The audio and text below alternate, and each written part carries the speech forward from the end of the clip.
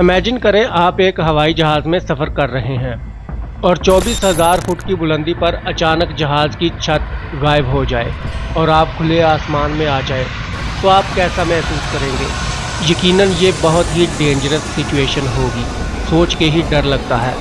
मगर ऐसा कैसे हो सकता है? लेकिन ऐसा हुआ था अलोहा एयरलाइन की फ़्लाइट 243 के साथ। जब ये जहाज़ 24,000 फुट की बुलंदी पर था तो अचानक उसकी छत का 18 फुट हिस्सा उड़ गया।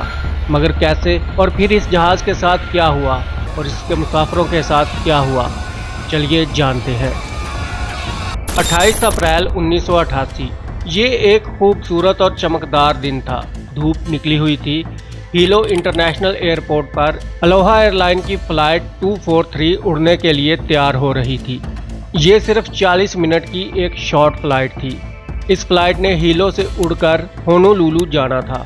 ये हवाई की एक डोमेस्टिक फ़्लाइट थी। इस पर 90 मुसाफिर और 5 क्रू मेंबर्स सवार थे। ये जहाज़ था बोइंग 737 और जहाज़ के कैप्टन थे 44 साला रॉबर्ट स्कॉन्सथाइमर। रॉबर्ट एक तजर्बाकार पायलट था और ये आगे जाकर प्रूफ भी होने वाला था। कैप्टन के पास 8,500 फ्लाइट आवर्स का तजर्बा था, जिनमें 6,700 घंटे उन्होंने यही मॉडल बोइंग 737 उड़ाया था। और कैप्टन का साथ दे रही थी 36 साला फर्स्ट ऑफिसर मिमी टॉम्किंस। फर्स्ट ऑफिसर के पास भी 8,000 फ्लाइट आवर्स का एक्सपीरियंस था। दोपहर 1:25 पर फ्लाइट 243 ने टेक ऑफ किया। सब कुछ नॉर्मल था, मौसम साफ था और इस जहाज़ ने आज ही के दिन 8 फ्लाइट्स कामयाबी से मुकम्मल की थी और ये आज के दिन की 9वीं उड़ान थी। शॉर्ट रूट फ्लाइट्स के लिए ये नॉर्मल बात होती है। टेक ऑफ के बाद जहाज़ 24,000 फुट की बुलंदी पर पहुंच चुका था और यही इस फ्लाइट का नॉर्मल आल्टीट्यूड था। अब एयर होस्टेस मुसाफिरों को ड्रिंक्स वगैरह सर्व करने लगी, मगर अभी तक कैप्टन ने मुसाफिरों को सीट बेल्ट खोलने का नहीं कहा था। सब कुछ नॉर्मल था। लेकिन 1:48 पर वो हुआ जिसके बारे में किसी ने सोचा भी नहीं था। अचानक एक ज़बरदस्त ब्लास्ट हुआ। कॉकपिट और विंग्स के बीच से तकरीबन 18 फुट छत और दीवारें उड़ गई और साथ ही उड़ गई एक 58 साला फ्लाइट अटेंडेंट क्लारा बेली लांसंग, जो उस वक्त इसी जगह पर मुसाफिरों को ड्रिंक्स सर्व कर रही थी। हर तरफ चीखों पुकार मच गई। तमाम मुसाफिर डर के मारे चीख रहे थे।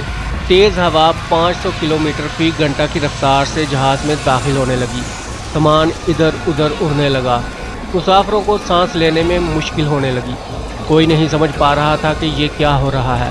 सिर्फ एक चीज़ मुसाफिरों को थामे हुए थी और वो थी सीट बेल्ट, क्योंकि अभी तक कैप्टन ने सीट बेल्ट खोलने का साइन ऑन नहीं किया था। इसलिए सब ने सीट बेल्ट बांधी हुई थी और इसी सीट बेल्ट की वजह से वो अपनी सीट पर बैठे हुए थे, वरना वो भी इस एयर होस्टेस की तरह उड़ गए होते। कैप्टन ने पीछे मुड़कर देखा तो उसे नीला आसमान नजर आया जहाज़ के उस हिस्से से जहां से छत उड़ चुकी थी और चीखते हुए मुसाफिर। जब ये एक्सीडेंट हुआ तब फर्स्ट ऑफिसर मिमी टॉम्किंस जहाज़ उड़ा रही थी। कैप्टन ने फौरन कंट्रोल अपने कब्जे में ले लिया और जहाज़ को करीब तरीन काहुलुई एयरपोर्ट की तरफ मोड़ दिया।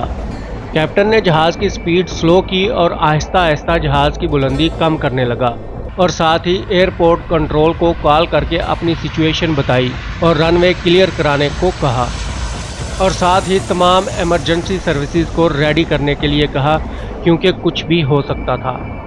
कैप्टन को जल्द से जल्द जहाज़ का आल्टीट्यूड कम करना था, जहां मुसाफिर आसानी से सांस ले सकें, क्योंकि छत डैमेज होने की वजह से ऑक्सीजन मास्क भी काम नहीं कर रहे थे और 24,000 फुट की बुलंदी पर वो सर्दी से भी मर सकते थे। तो कैप्टन 3 मिनट में जहाज़ को 10,000 फुट की बुलंदी पर ले आया, जहां पर सांस लेने में आसानी थी।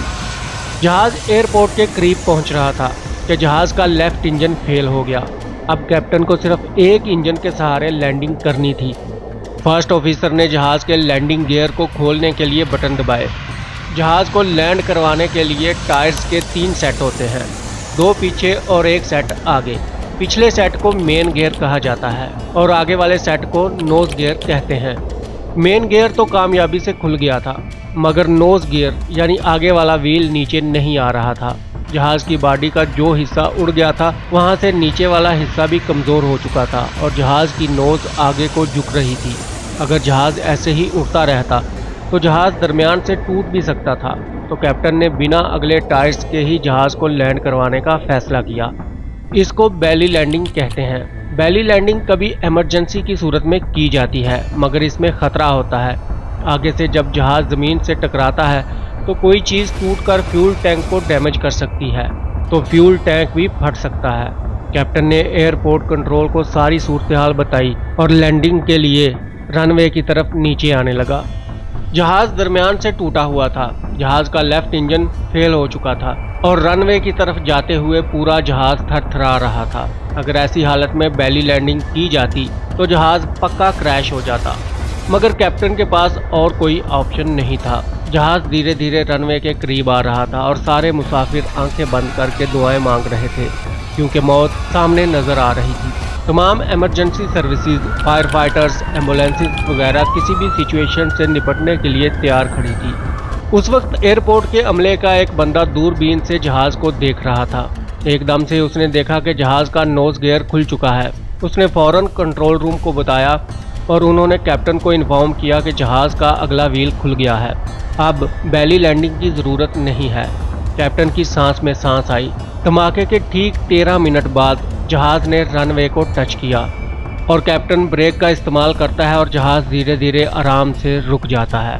तमाम लोग सुकून की सांस लेते हैं। इमरजेंसी एग्जिट का इस्तेमाल करते हुए मुसाफिरों को फौरन जहाज से उतारा जाता है।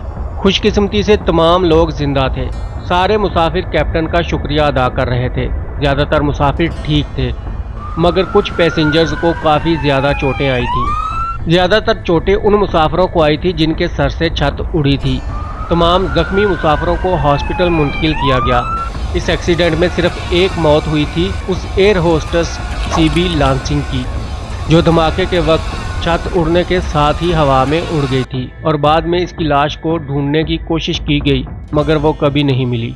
बाद में जब इस एक्सीडेंट की इन्वेस्टिगेशन की गई तो पता चला कि इस जहाज ने अब तक अपनी लाइफ में 35,496 घंटे हवा में फ्लाई किया था और 89,680 फ्लाइट साइकिल्स मुकम्मल किए थे, यानी टेक ऑफ एंड लैंडिंग्स। और ये फ्लाइट साइकिल डबल से भी ज़्यादा थे उससे जितने फ्लाइट साइकिल्स के लिए इस जहाज़ को डिज़ाइन किया गया था। इस प्लेन का फ्यूजलाज यानी बॉडी कमज़ोर हो चुकी थी और गल रही थी, और मेंटेनेंस और मेटल फटीग की वजह से, और इसी वजह से इसकी छत टूट गई थी। इस प्लेन को इसके फ्लाइट साइकिल मुकम्मल होने के बाद भी उड़ाया जा रहा था। उम्मीद है वीडियो आपको पसंद आई होगी। चैनल को सब्सक्राइब करें और आप अगर किसी खास टॉपिक पर वीडियो देखना चाहते हैं तो कमेंट सेक्शन में बताएं। मिलते हैं नेक्स्ट वीडियो में। Take care.